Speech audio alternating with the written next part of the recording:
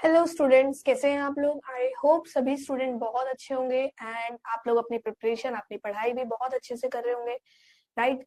तो मैं हूं आपकी मैथ्स टीचर और आज हम क्या डिस्कस कर रहे हैं, आपके क्लास 10th का चैप्टर नंबर 3 बेटा, जिसका नाम क्या है, pair of linear equation in two variable. अब इसकी हम ऑलरेडी एक लेक्चर ले चुके हैं जिसमें हमने क्या पढ़ा था, how to solve equation by graphical method. Graphical method हमने पढ़ा था और साथ में हमने क्या पढ़ा था, टाइप्स ऑफ सॉल्यूशंस। ठीक है, टाइप्स ऑफ सॉल्यूशंस हमने लास्ट क्लास में देखे थे। ठीक, तो आज जिस क्लास में, इस क्लास में हम लोग क्या पढ़ने वाले हैं, हम पढ़ेंगे एल्जेब्राइक मेथड्स। एल्जेब्राइक मेथड में क्या क्या पढ़ने वाले हैं, पहला हम पढ़ेंगे सब्स्टिट्यूशन मेथड, दूसरा हम पढ़ेंगे एलिमिनेशन मेथड। इनको समझेंगे और साथ में इसी से रिलेटेड खूब सारे क्वेश्चंस करेंगे। ठीक है, तो चलिए स्टार्ट करते हैं आज की class with our first topic, that is substitution method. ठीक है, अब सब्स्टिट्यूशन मेथड की अगर हम बात करें तो इसको हम किसी एक प्रॉपर मेथड या इसका कोई एल्गोरिदम ना समझ के हम इसको एग्जाम्पल के थ्रू समझते हैं। अब देखो, मेथड का नाम क्या है, सब्स्टिट्यूशन। तो बेटा मैथ्स में क्या होता है, जैसा नाम वैसा उसका काम, ये चीज हमेशा याद रखनी है, जैसा नाम वैसा काम। अब यहाँ पे क्या दिया है आपको, सब्स्टिट्यूशन। सब्स्टिट्यूशन मतलब सब्स्टिट्यूट करना, एक की जगह दूसरे को सब्स्टिट्यूट करना, यही होता है ना। तो यहाँ पे भी हम यही करने वाले हैं, एक वेरिएबल की जगह दूसरे वेरिएबल को सब्स्टिट्यूट करेंगे और फिर वैल्यूज निकालेंगे। कैसे, देखिए हमारे पास ये दो इक्वेशंस है, ठीक है, इक्वेशन 1 एंड इक्वेशन 2। सबसे पहला काम, कोई भी एक इक्वेशन से किसी भी एक वेरिएबल की वैल्यू निकालनी है। कोई भी एक इक्वेशन लो, अपनी मर्जी से किसी भी एक वेरिएबल की वैल्यू निकालो। ठीक है, तो हमने इक्वेशन 2 से क्या करा, x की वैल्यू निकाली, तो क्या मिलेगी, x minus x is equal to 3 minus 2y। आ गई ये वैल्यू, ठीक है, इसको मैं मान रही हूँ इक्वेशन 3। अब क्या करना है, हमने किसी भी एक इक्वेशन से एक वेरिएबल की वैल्यू निकाली, अब हमें क्या करना है, उस वैल्यू को सब्स्टिट्यूट करना है दूसरे इक्वेशन में। क्या करना है, उस वैल्यू को सब्स्टिट्यूट करना है दूसरे इक्वेशन पे। ठीक है, यानी कि इसको अब हम सब्स्टिट्यूट किधर करेंगे, दूसरी इक्वेशन में। ठीक, तो ये क्या बन जाएगा, 7, x की जगह क्या लिखेंगे, 3 माइनस 2y माइनस 15y बराबर 2। ठीक है, समझ आया। सबसे पहले हमने क्या करा, कोई भी एक इक्वेशन ली, अपनी मर्जी से, उधर से अपनी मर्जी से कोई भी एक वेरिएबल की वैल्यू निकाली। ठीक, फिर उस वेरिएबल की वैल्यू दूसरे इक्वेशन में सब्स्टिट्यूट करी। ठीक है, तो यहां से अब हम क्या करेंगे, y की वैल्यू निकाल सकते हैं, क्योंकि पूरी इक्वेशन में सिर्फ एक ही वेरिएबल है, उसको हमें सॉल्व करना बहुत अच्छे से आता है। तो चलिए इसको सॉल्व करते हैं। ये क्या हो जाएगा, 21 माइनस 14y माइनस 15y बराबर 2, और ये क्या हो गया, 29y बराबर 19। यहां से y की वैल्यू क्या हो गई, माइनस 19/29। तो y की वैल्यू क्या हो गई, माइनस, ओके, तो इसको इधर लेके गए, ये भी माइनस में रहेगा, तो ये हो गई पॉजिटिव वैल्यू 19/29। अब ये तो हमने बात करी किसकी, एक वेरिएबल हमने निकाला, y निकाल लिया, अब हमें x भी तो निकालना है। तो x निकालने के लिए क्या करेंगे, x निकालने के लिए क्या हम इस वैल्यू को डायरेक्टली, इसी इक्वेशन में डाल दें, हम x निकाल पाएंगे, आसानी से निकाल लेंगे। ठीक है, तो x क्या हो जाएगा, x हो जाएगा आपका 3 माइनस 2 इंटू 19/29। ठीक है, 3 माइनस 2 इंटू 19/29, तो ये क्या बन जाएगा, देखते हैं,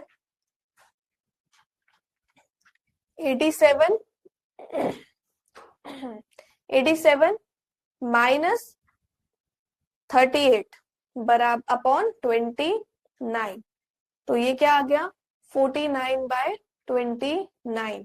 तो x की वैल्यू क्या हो गई, 49/29। अब देखो यहाँ पे आंसर से ज्यादा जो इंपॉर्टेंट था वो था कि कॉन्सेप्ट, आपको कॉन्सेप्ट समझना होगा यहाँ पे, है ना। क्या बोला था मैंने, किसी एक इक्वेशन से एक वेरिएबल की वैल्यू निकालो, जो कि हमने यहाँ निकाली, फिर उसको दूसरे इक्वेशन में पुट करो, वहां से हमने y निकाला, y आने के बाद क्या करा हमने, इसको जो हमने फर्स्ट वेरिएबल x की वैल्यू निकाली थी उसमें पुट करा और x निकाला। तो ये तरीका जो है, इस तरीके को क्या बोला जाता है, इस मेथड को क्या बोला जाता है, सब्स्टिट्यूशन मेथड। आपने अभी देखा भी, इसका नाम जैसा है वैसा ही इसका काम है, सब्स्टिट्यूट करा इसने, और कुछ तो नहीं करा। ठीक है, तो चलिए इसी पे कुछ क्वेश्चंस करते हैं, देखते हैं।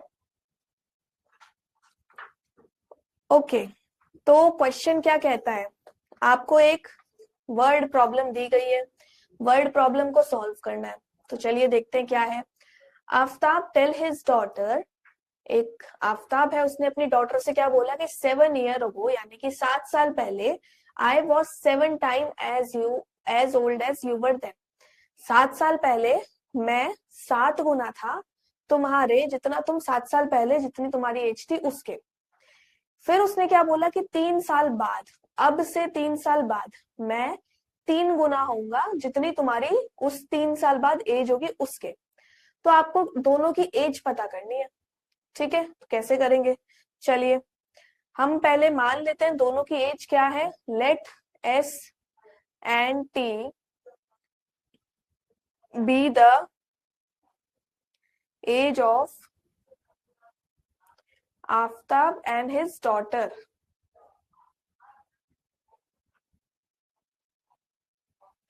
ठीक है, उसकी एज, उसकी और उसकी डॉटर की एज हमने मानी S और T। अब पहली वाली इक्वेशन से देखो, पहली वाली लाइन से, स्टेटमेंट से हमें क्या मिला, उसने बोला 7 साल पहले, यानी कि आफ्ताब की एज 7 साल पहले कितनी होगी, S-7, तो उसकी डॉटर की कितनी हो जाएगी, T-7। और उसने क्या बोला कि मैं 7 गुना था जितनी तुम्हारी 7 साल पहले एज थी उसके। तो यानी कि इसका क्या मतलब है, 7 इंटू T-7, यही इक्वेशन बनी। सिंप्लीफाई कर लेते हैं, तो ये क्या हो जाएगा, S-7 बराबर 7T-49, यानी कि S-7T बराबर 42। ठीक है, माइनस का 42, तो हम इसको लिख सकते हैं -42 बराबर 0। एक इक्वेशन हमें मिल गई। अब दूसरी इक्वेशन की बात करते हैं। 3 साल बाद, आज से, उसकी प्रेजेंट से एज से 3 साल बाद, तो आफ्ताब की एज क्या हो जाएगी, S+3, और वो 3 गुना होगा उसकी डॉटर की एज के, जो वो 3 साल बाद होगी। तो ये इक्वेशन बनी। सॉल्व कर लेते हैं, क्या होगी, S+3 बराबर 3T+9, यानी कि S-3T-6 बराबर 0। अब दो इक्वेशन हमें मिल गई है। अब आपको क्या करना है, दोनों की एज पता करनी है, यानी कि दो इक्वेशन है उसको सॉल्व करना है। सॉल्व करने का तरीका क्या, अभी हम पढ़ रहे हैं सब्स्टिट्यूशन, उसी से कर देते हैं। इधर से हम क्या करते हैं, इधर से निकालते हैं S की वैल्यू। ठीक है, तो यहां से S क्या हो गया, 6+3T, और इसको किस में पुट करना है, इक्वेशन फर्स्ट। ठीक है, एरोज मैंने इसलिए लगाए ताकि आपको समझ आता रहे हम कैसे क्या कर रहे हैं। तो इसमें पुट करने के बाद आपको क्या मिलेगा, S की जगह 6+3T -7T -42 बराबर 0। चलिए तो इसको सॉल्व करते हैं। अब सारी इक्वेशन T की फॉर्म में ही है, तो ये क्या हो जाएगा, -4T -42 बराबर 0। तो ये क्या हो गया, -4T, ओके, ये प्लस रहेगा, ये प्लस रहेगा, ये प्लस रहेगा, तो +48 बराबर 0। चलिए आगे सॉल्व करें इसको, तो ये हो गया T की वैल्यू 12। तो यहां से आपको क्या पता चला, जो आफ्ताब की डॉटर की एज है वो क्या है, प्रेजेंट एज, अभी की जो एज है वो है, वो 12 साल की। अब आपको क्या करना है, आफ्ताब की एज निकालनी है। तो इस वैल्यू को क्या कर सकते हैं हम, इसमें पुट कर दे, कोई दिक्कत। तो यहां से हमें क्या मिला, S बराबर 6+3 इंटू 12, तो 6+36,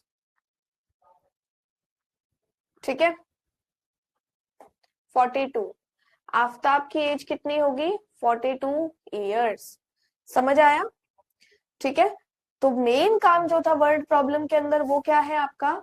इक्वेशन को बनाना। इक्वेशन आप बना लेंगे, उसके बाद सॉल्व करना। सॉल्व आप किसी भी मेथड से कर सकते हो। अभी हमने सिर्फ दो मेथड पढ़े, एक ग्राफिकल और एक सब्स्टिट्यूशन। तो आप इनमें से किसी से भी करोगे आंसर आएगा बिल्कुल सेम। ठीक है, तो चलिए अगले क्वेश्चन पे बात करते हैं।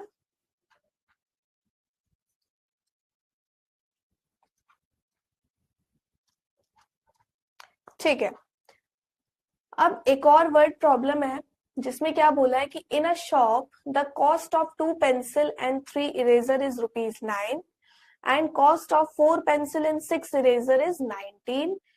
Find the cost of each pencil and each eraser. ठीक है, कॉस्ट निकालनी है तो इसी को ही लेट करते हैं। Let the cost of pencil be x rupees,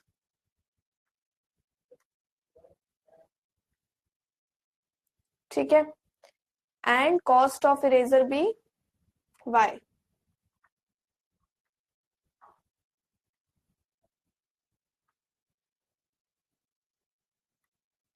ठीक है, अब आपसे क्या बोला है? 2 पेंसिल प्लस 3 इरेजर कितने की पड़ी? 9 रुपए की। इसी तरीके से 4 पेंसिल प्लस 6 इरेजर कितने का पड़ा? 18 रुपए का। दो इक्वेशन बन गई। आपको दोनों की कॉस्ट पता करनी है। सॉल्व कैसे करेंगे? सेम वही तरीका, सब्स्टिट्यूट। तो चलिए यहां से हम निकालते हैं क्या? x की वैल्यू निकाल लें तो 9 माइनस 3y/2। अच्छा, एक और चीज, मैं यहाँ पे हर जगह मोस्टली x निकाल दूं तो ऐसा जरूरी नहीं है, आप y पहले निकाल लीजिए।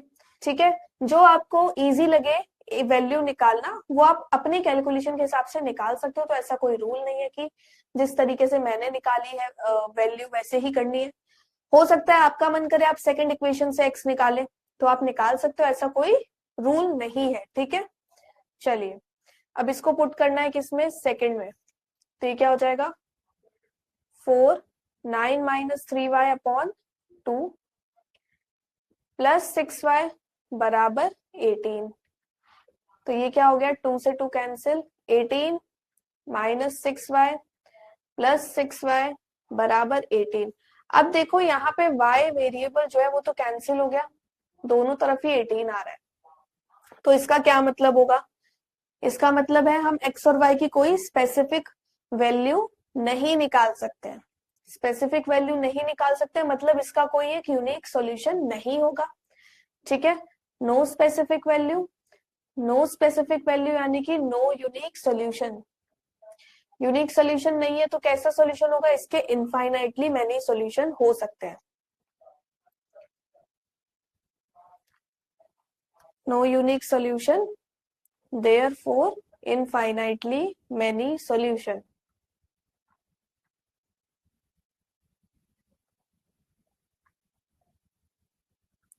ठीक है, ठीक है, समझ आया? तो मतलब हम इरेजर और पेंसिल की एक एग्जैक्ट कॉस्ट नहीं बता सकते यहाँ से। ठीक है, और अगर आपको डबल चेक करना हो तो आप क्या करेंगे? आप यूज कर सकते हैं क्या चेक करने के लिए? A1/A2, B1/B2, C1/C2। अगर ये A1/A2 बराबर नहीं आ रहा B1/B2 के तो वो क्या होता है? यूनिक सोल्यूशन होता है। ठीक है, अगर ये तीन दोनों बराबर है बट वो C1/C2 से बराबर नहीं है यानी कि कैसे सॉल्यूशन? तब कैसे सॉल्यूशन होते हैं? No solution.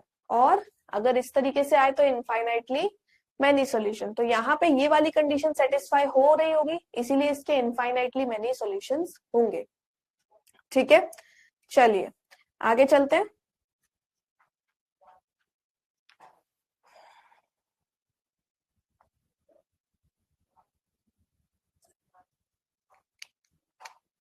अब देखो नेक्स्ट क्वेश्चन में क्या बोला है? Two rails are represented by equation.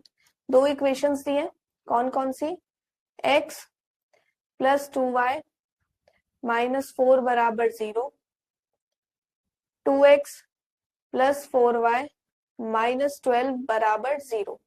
ये दो आपको इक्वेशन दी है और आपसे जो कि इक्वेशन है किसकी? रेल्स की। अब इन्होंने पूछा कि क्या ये दोनों रेल एक दूसरे को क्रॉस करेंगी? क्रॉस करेंगे इन द सेंस क्या, कि अगर एक रेल इधर से जा रही है, एक रेल इधर से, कहीं ना कहीं तो मिलेंगी, इंटरसेक्ट करेंगी वो। तो यही चीज पूछी है। अब देखो, अगर हम इंटरसेक्ट करने की बात करें, यानी कि यूनिक सोल्यूशन यानी कि कंडीशन क्या होगी, a1/a2 not equal to b1/b2। ठीक है, तो हम इसको कैसे देख सकते हैं, 1/2 2/4।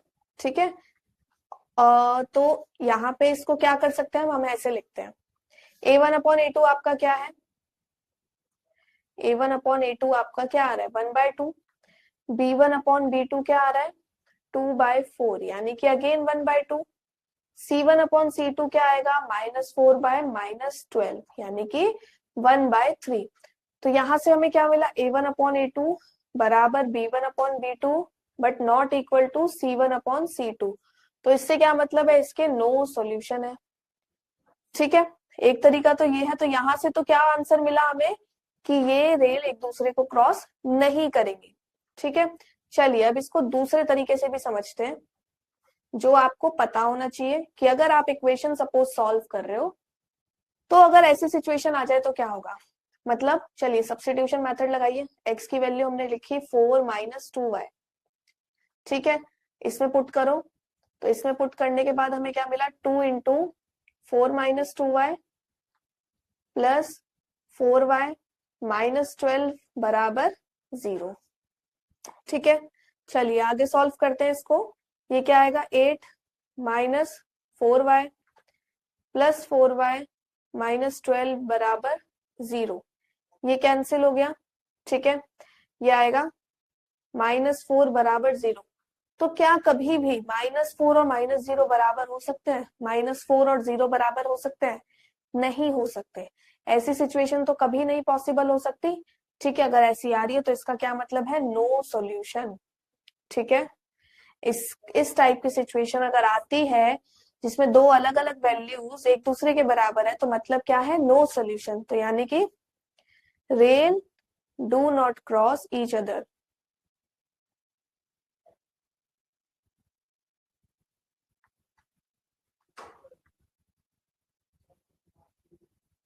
ठीक है, समझ आया, rail do not cross each other.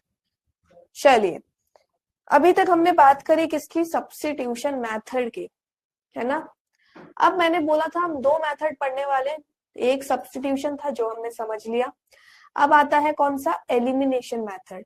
अब ये एलिमिनेशन मेथड की अगर हम बात करें तो इसका क्या मतलब है, कैसे सॉल्व करेंगे। तो देखो, एलिमिनेशन मेथड, उसमें वर्ड क्या आ रहा है, एलिमिनेशन। एलिमिनेशन मतलब किसी चीज को एलिमिनेट करना, यानी कि हटाना, है ना। यही तो हुआ, जैसा नाम वैसा काम, एलिमिनेट करना। तो यहाँ पे ये दो इक्वेशन में हम लोग कैसे यूज करेंगे इस एलिमिनेट को करने को। तो इसमें कैसे करेंगे, दो इक्वेशन है, किसी भी उन दोनों इक्वेशन को प्लस माइनस करके कोई एक वेरिएबल एलिमिनेट करेंगे, फिर दूसरे वेरिएबल की वैल्यू निकालेंगे। जैसे कि एग्जाम्पल के थ्रू समझते हैं। आपके पास दो इक्वेशन है, एक इक्वेशन 2x + 2y बराबर 8, 4x + 6y बराबर 7।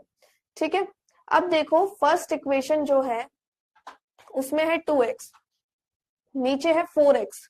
तो अगर मैं पहली इक्वेशन में दोनों साइड 2 से मल्टीप्लाई कर दूं, तो मुझे क्या मिलेगा, मुझे मिलेगा 4x + 4y + 16। और सेकंड इक्वेशन क्या है, 4x + 6y = 7। तो देखो दोनों में एक टर्म तो एकदम सेम है, तो क्या हम अगर सब्ट्रैक्ट करें एक इक्वेशन से दूसरी को, तो एक वेरिएबल पूरा का पूरा एलिमिनेट हो जाएगा, हाँ कि ना, बिल्कुल हो जाएगा। तो यानी कि इसको मैं अब माइनस करूं तो ये एलिमिनेट हो गया, यहाँ क्या बचा -2y, और ये क्या हो गया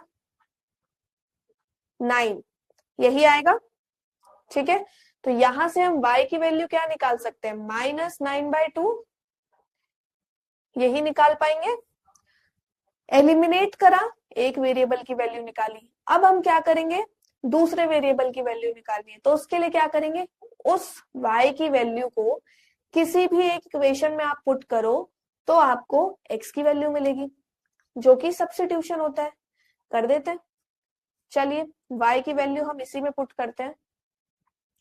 ठीक है, तो ये क्या हो जाएगा, 2x प्लस 2 इंटू -9/2 बराबर 8, यानी कि 2x -9 बराबर 8, 2x इक्वल टू 17।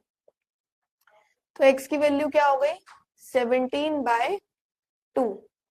ठीक है, x की वैल्यू क्या हो गई, 17/2।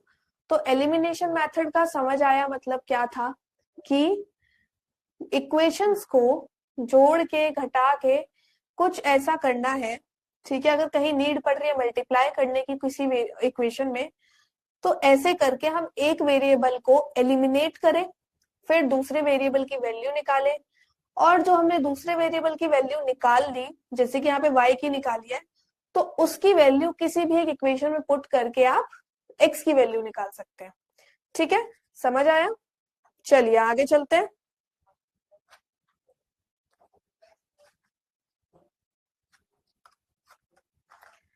नेक्स्ट क्वेश्चन,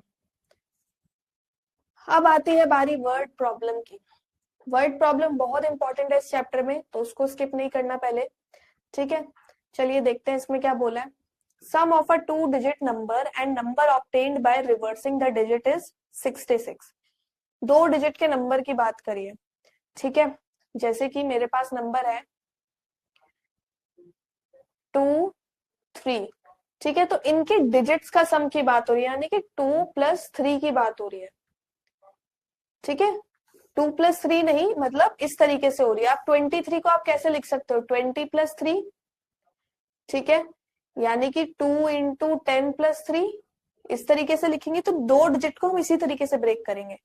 तो चलिए करते हैं, late 10th digit be x and unit digit be y।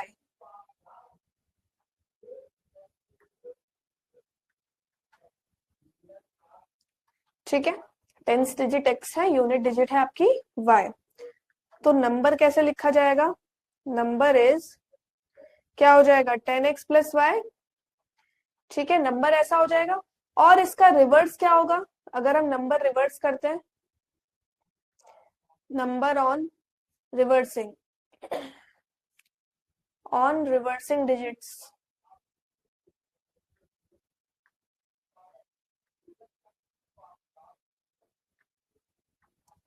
10y + x।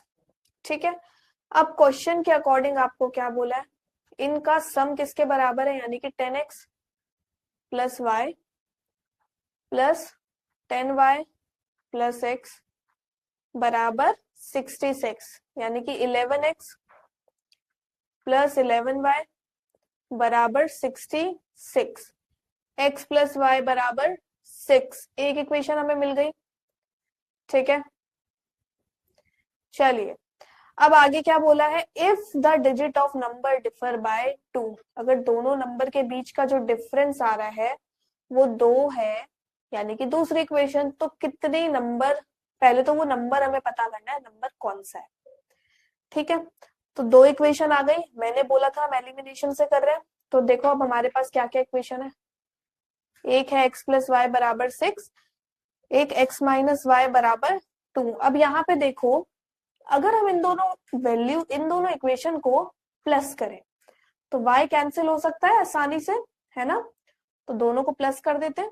ये क्या हो गया, 2x, ये कैंसिल हो गया, और ये 8। तो यहाँ से x की वैल्यू क्या मिली, 4। x 4 मिल गई, किसी भी एक इक्वेशन में पुट कर दीजिए, तो हमें y क्या मिल जाएगा, 4 + y बराबर 6, यानी कि y की वैल्यू क्या आ गई, 2। ठीक है, y 2 आ गया। अब आपसे पूछा क्या था, नंबर, तो नंबर क्या हो जाएगा, नंबर हो जाएगा 42 और 24। ठीक है, ये दोनों ही ऐसे नंबर है जो इस कंडीशन को, इस वर्ड प्रॉब्लम को सेटिस्फाई कर पा रहे हैं। ठीक है, समझ आया? चले आगे। आई होप इतना आपको समझ आ गया होगा। चलिए अगले क्वेश्चन पे चलते हैं। Question number 10। If we add 1 to the number and subtract 1 from the denominator, एक नंबर हम एक ऐड कर रहे हैं न्यूमरेटर में, एक डिनोमिनेटर में, तो आपका जो फ्रैक्शन है वो 1 बन रहा है। और अगर हम डिनोमिनेटर में 1 ऐड कर रहे हैं खाली, तो फ्रैक्शन 1/2 बन रहा है। तो आपको फ्रैक्शन पता करना है। तो सबसे पहले let numerator be x and denominator be y। ठीक है, तो फ्रैक्शन क्या हो जाएगा, x अपॉन वाई। अब क्वेश्चन के अकॉर्डिंग अगर हम चले, क्वेश्चन में क्या बोला, न्यूमरेटर में हमने 1 ऐड करा, डिनोमिनेटर से 1 सब्ट्रैक्ट करा, तो आपका फ्रैक्शन बन रहा है 1। ये बोला है पहली लाइन। चलिए इसको थोड़ा सॉल्व करते हैं। तो ये क्या आएगा, x प्लस 1 बराबर y माइनस 1, यानी कि x माइनस वाई माइनस बराबर माइनस का 2। ठीक है, ये एक इक्वेशन मिल गई हमें। सेकंड वाली कंडीशन क्या है, अगर हम डिनोमिनेटर में 1 ऐड करें तो आपका फ्रैक्शन 1/2 है। तो ये क्या हो जाएगा, 2x बराबर y प्लस 1, यानी कि 2x माइनस वाई बराबर 1। एक इक्वेशन ये हो गई। ठीक है, अब दोनों को सॉल्व करना है। तो चलिए, एक इक्वेशन हमारे पास क्या है, x माइनस वाई बराबर -2, 2x माइनस वाई बराबर 1। दोनों इक्वेशन को अगर हम सब्ट्रैक्ट करें एक दूसरे से, तो हमारा y कैंसिल हो सकता है ना, फटाफट कर देते हैं। तो हमने करा सब्ट्रैक्ट, यहाँ माइनस है, तो यहाँ प्लस और यहाँ माइनस, ये कैंसिल, ये क्या हो गया -x, ये -3। तो x की वैल्यू क्या हो जाएगी, 3 आ गई। x 3 आ गया, तो y के लिए क्या करेंगे, किसी भी एक इक्वेशन में पुट करो, y निकालो। तो यहां से ये इधर पुट करते हैं, तो यहां से हमें क्या मिला, 3 माइनस वाई बराबर -2, 3 प्लस 2 बराबर y, तो y की वैल्यू 5, y 5 आ गया, तो आपका फ्रैक्शन क्या हो जाएगा, फ्रैक्शन हो जाएगा 3/5। समझ आया। ठीक है, मेन मोटिव इस चैप्टर में एक तो वर्ड प्रॉब्लम है। अगर आप इक्वेशन बनाना सीख गए हो तो आप क्वेश्चन सॉल्व कर पाएंगे। इक्वेशन सॉल्व करना तो और भी आसान है। 2 या 3 तरीके हमने सीखे हैं अभी तक। अगर एलिमिनेशन आता है अच्छे से, एलिमिनेशन हो गया, सब्स्टिट्यूशन हो गया, ग्राफिकल हो गया, किसी भी एक मेथड से आप फिर सॉल्व कर सकते हो। बट इक्वेशन बनाना आपको आना चाहिए, क्योंकि एग्जाम पॉइंट ऑफ व्यू से भी इंपॉर्टेंट है। वर्ड प्रॉब्लम जनरली पूछी जाती है। ठीक है, चलिए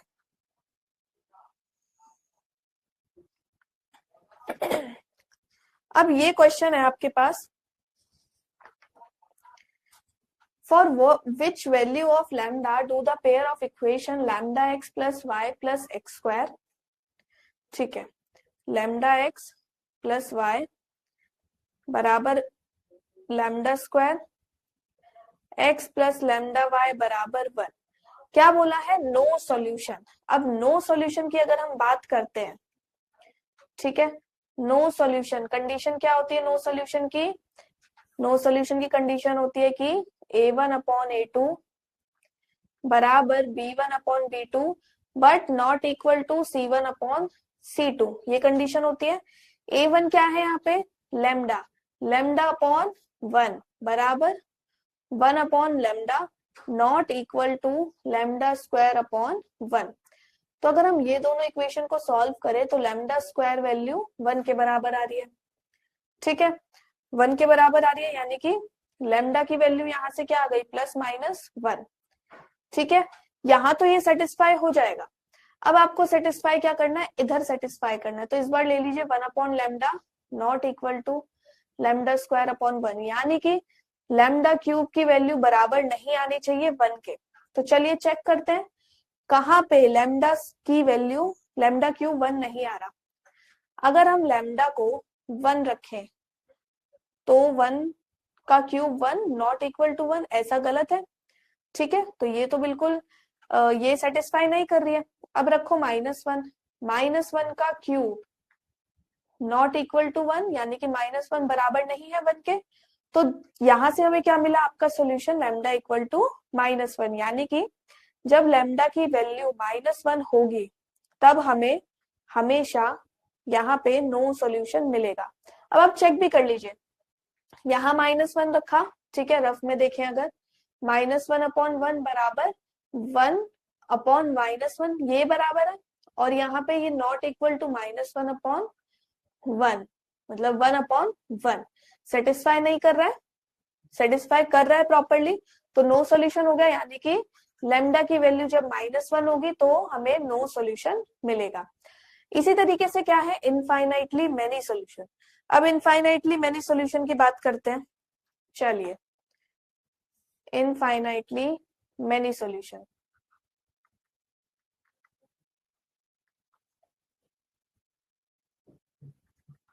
इनफाइनाइटली मेनी सॉल्यूशन की कंडीशन क्या होती है, a1/a2, b1/b2, c1/c2। a1 क्या है, λ/1 बराबर 1/λ बराबर λ²/1।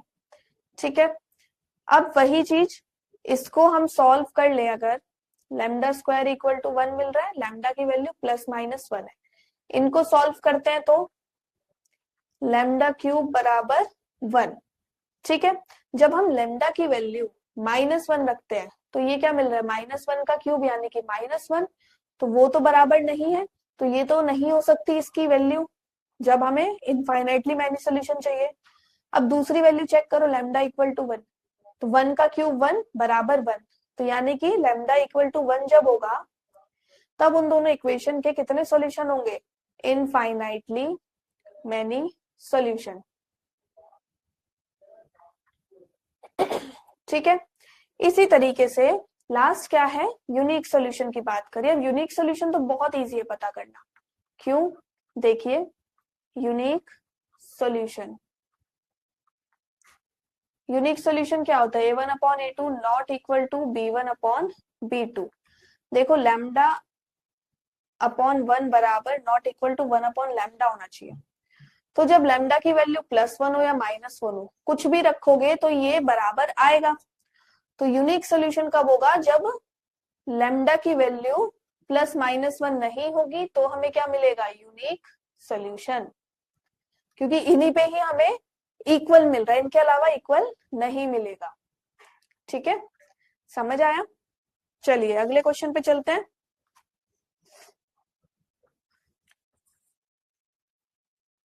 Next question, for what value of k do the equation represent coincident line. Coincident line मतलब कुछ इस तरीके की होती है, एक के ऊपर एक, ठीक है, एक के ऊपर एक है, प्रॉपरली उस पे ही है, यानी कि कोइंसिडेंट मतलब infinitely many solution. Infinitely many solution यानी कि कौन सी कंडीशन होगी, यानी कि a1/a2 बराबर b1/b2 बराबर c1/c2। अब a1/a2 क्या है, 3/6 यानी कि 1/2। b1/b2 क्या है, -1/-k यानी कि 1/k। c1/c2 क्या है, 8/16 यानी कि 1/2। तो यहां से हमें क्या मिला, 1/2 बराबर 1/k बराबर 1/2। किन्हीं भी दो को सॉल्व कर लो तो k की वैल्यू क्या आ रही है, 2। तो यानी कि जब भी k की वैल्यू 2 होगी इन दोनों इक्वेशन में, तो आपके जो सॉल्यूशन होंगे वो कैसे होंगे, इनफाइनाइटली मैनी सॉल्यूशन होंगे। साथ ही में किस तरीके की लाइंस होंगी, कोइंसिडेंट लाइंस होंगी। ठीक है, समझ आया। अगला क्वेश्चन पे चलते हैं।